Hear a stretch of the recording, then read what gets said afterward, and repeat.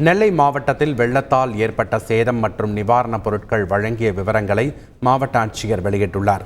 அதில் 840 நியாய விலை கடைகளில் 63 கடைகள் மழை வெள்ளத்தால் பாதிக்கப்பட்டதாகவும் கடைகளில் இருந்த ரேஷன் பொருட்கள் முழுவதும் சேதமாகிவிட்டதாகவும் தெரிவித்துள்ளார். 1195 பள்ளிகளில் 1108 பள்ளிகள் முழு பாதுகாப்புடன் உள்ளதாக கூறியுள்ளார். மேலும் 4424 நபர்கள் மீட்கப்பட்டு 65 நிவாரண முகாம்களில் தங்க வைக்கப்பட்டுள்ளதாகவும் அவர்களுக்கு 11,000 உணவுப் பொட்டலங்கள் இதுவரை வழங்கப்பட்டுள்ளதாகவும் குறிப்பிட்டுள்ளார். தூத்துக்குடி மாவட்டத்தில் கனமழையால் பாதிக்கப்பட்ட மக்களுக்கு குறைதீர்ப்பு வாட்ஸ்அப் எண்களை மாவட்ட நிர்வாகம் வெளியிட்டுள்ளது.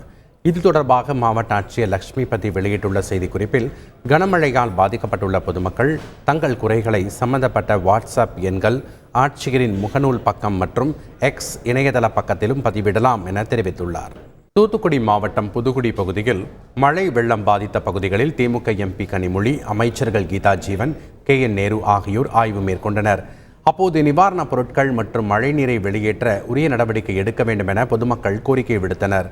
இதனையடுத்து பாதிக்கப்பட்டவர்களிடம் குறைகளை கேட்டறிந்த திமுக எம்பி கனிமொழி, கோரிக்கைகள் நிறைவேற்ற நடவடிக்கை எடுக்கப்படும் என கூறினார்.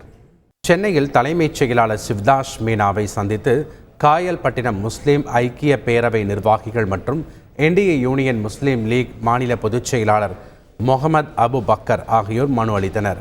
மழை வெள்ளத்தால் கடுமையாக பாதிக்கப்பட்ட காயல்பட்டினத்தில் மீட்பு மற்றும் நிவாரணப் பணிகளை துரிதப்படுத்த கோரிக்கை வைத்தனர்.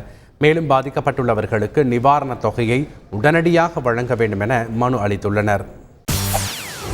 செய்திகளை உடனுக்குடன் தெரிந்து கொள்ள உடனே சப்ஸ்கிரைப் பண்ணுங்க.